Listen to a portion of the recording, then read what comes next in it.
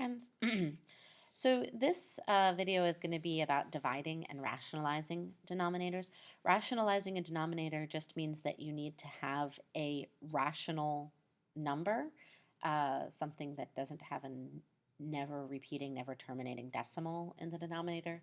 And it kind of predates having really powerful computers because it was really ugly to have irrational numbers in the denominator. But it's a pattern, it's a habit that mathematicians have these days, so you should know how to do it. So if we take a look at this problem here where we're dividing the square root of 5 by the square root of 3, right now I have the square root of 3 in the denominator, and the square root of 3 is irrational. It's got a decimal that keeps going, and so I want to clean that up. I want to rationalize this denominator. So what I'm going to do is I'm going to identify what is missing from this square root in order to make it a integer term. So here I've got the square root of 3. I can't take the square root of 3, but I could take the square root of 3 times the square root of 3, or I could take the square root of 9. So if I multiply this by the same indexed value, square root, and the factor that's missing, right, to make a perfect square, then this will be the square root of 9, which I can take, and that will be nice and rational. But of course, I can't just go multiplying denominators by things. I need to make sure that I'm also multiplying the numerator by the same quantity, because this now is equivalent to 1, so it doesn't change the overall value of my original term at all.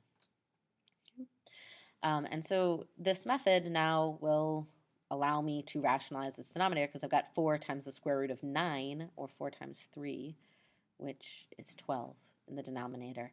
And in the numerator, I've got the square root of 15. It is fine to have an irrational number in the numerator, just not in the denominator. Okay. Here we've got a higher indexed root that we're taking. We're taking a 5th root of these terms. So, and please remember that you can rewrite a single quotient as the quotient of 2 roots. So I could rewrite that as 5th root of 3 divided by the 5th root of 4y. So here I have to ask myself, well, how many other factors do I need to get here? I'm just going to make a little note that 4 happens to be 2 to the 2nd power. So I'm going to need 3 more factors of 2 in order to have 2 to the 5th power. So I need 2 to the 3rd power. That'll give me 5 factors of 2 altogether. And I've only got 1 factor of y, so I need 4 more factors of y, or y to the 4th power, in order to be able to take the root. So whatever I do to the denominator, I do to the numerator. And so I need to multiply that by the square root of 8 y to the 4th, 8 being 2 to the 3rd. Okay, so now here we've got 2 squared y, so 2 to the 5th, y to the 5th, so that root is 2 times y. And in the numerator, I've got the 5th root of 3 times 8, which is 24, y to the 4th power. Okay, and it's rationalized. Again, the denominator is completely rational regardless of its numerator. Okay. It's also possible to rationalize terms that have binomial numerators. So here I've got 14, which again I just make a little mental note. That's 2 times 7. So it's not simplifiable right now. So I need to multiply that by another factor of 2 and another factor of 7, or the square root of 14. And whatever I do to the bottom, I do to the top to keep this 1. And so here I've got 5 times 14, taking that principal square root. And in the numerator, please remember that this fraction bar works as a grouping symbol. So this root 14 needs to be distributed across here. So I've got the square root of 28 plus 2 times the square root of 14 times 3, which is 42. And now I'm just going to make sure that I simplify out everything that I can. So 5 times 14 is 70. 28 is 4 times 7, and 4 is a perfect square. So this is 2 times the square root of 7. And that's plus 42 was 14 times 3. That's how I got there. So it's a 2 times a 3 times a 7. So there's no perfect square factors here. So that is simplified. So that's 2 times the square root of 42. And these are not like radical terms because the radicands are not the same. 7 is not 42. So I can't combine that any further. So that is my rationalized answer. Now, it's also possible that I might have a denominator that has a radical term, but that's part of a binomial, right?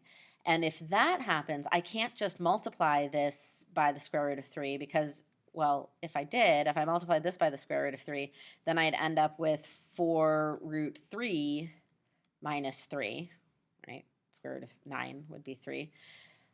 And then if I could try it again. I could multiply it again by the square root of 3, and then I would end up with 12 minus 3 root 3. And I am going to be caught in this horrid cycle of radical doom, which many revolutionaries have been caught in. But let's not fall victim to that cycle there. So let's instead be a little smart about this. So I'm going to use a little trick that I know from the difference of two squares, because I want this to be a square and I need the first term to be a square, even though it doesn't, because I can't let that radical sneak on in.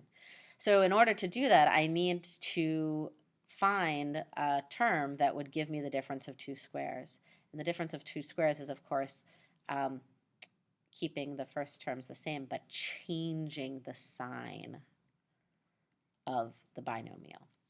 Okay, that's called a conjugate. There's the vocabulary over here.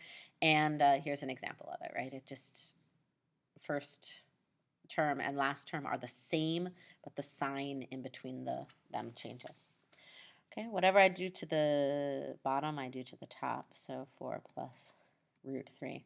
And now here's the really cool thing, right? When I FOIL this out, like I will, if you're uncertain about the method for multiplying these terms, please look back to the multiplying video. But 4 times 4 is 16 minus 16 plus 4 root 3. That's my outer. Minus 4 root 3. Minus the square root of 3 times the square root of 3, which is 3. So these central two terms are going to cancel out. Meanwhile, on the numerator, I've got 16 plus 4 root 3. I'm just distributing that 4. And so here I've got 16 minus 3 in my denominator, which is 13. And in my numerator, I've got 16 plus 4 root 3. So it's fine if you wrote it this way. You might want to, for various and sundry reasons, there might be an advantage to factoring that 4 out. You could write it as 4 plus the square root of 3. 4 times the quantity, 4 plus the square root of 3 over 13. But 13 and 4 are not simplifiable, so that's your answer, or this could be your answer as well. Let's look at just one more example like that. And here we've got a binomial numerator and a binomial denominator. So I just multiply by the conjugate. Again, just switching the term inside. So it's negative 2, this sign stays the same, plus 5 times the square root of 5. Do the same thing on the top. Negative 2 plus 5 times the square root of 5. And so that's negative 2 times negative 2 is 4. Negative 2 times 5 root 5 is negative 10 root 5. Negative 5 root 5 times, I guess I'm just going to put the parentheses here. They are there because of this fraction bar, but it helps me to look at it. So that's positive 10 root 5. And then negative 5 root 5 times positive 5 root 5 is negative. 5 times 5 is 25 times the square root of 25, which is 5. So 25 times 5 is minus 125. And that's my denominator. And my numerator, again, this is a binomial, so I'm multiplying a binomial by binomial. So I get 4 first. Outer is going to be negative 2 times 5 root 5, so that's negative 10 root 5. Inner is negative root 2 times negative 2, so that's positive 2 root 2. And my last is negative square root of 2 times positive 5 root 5, which is negative 5 times the square root of 10. Okay, so simplifying, adding any like radical terms. So I've got a square root of 5 and a square root of 5, so those combine and these cancel out to 0. So I've got 4 minus 125, so that is negative 121. And then in the numerator, I've got no like radical terms, so my numerator actually is as simplified as it can be. So that is 4 minus 10 root 5 plus 2 root 2 minus 5 root 10. Okay, and that, my friends, sorry, I'll leave that there. That, my friends, is how we do that.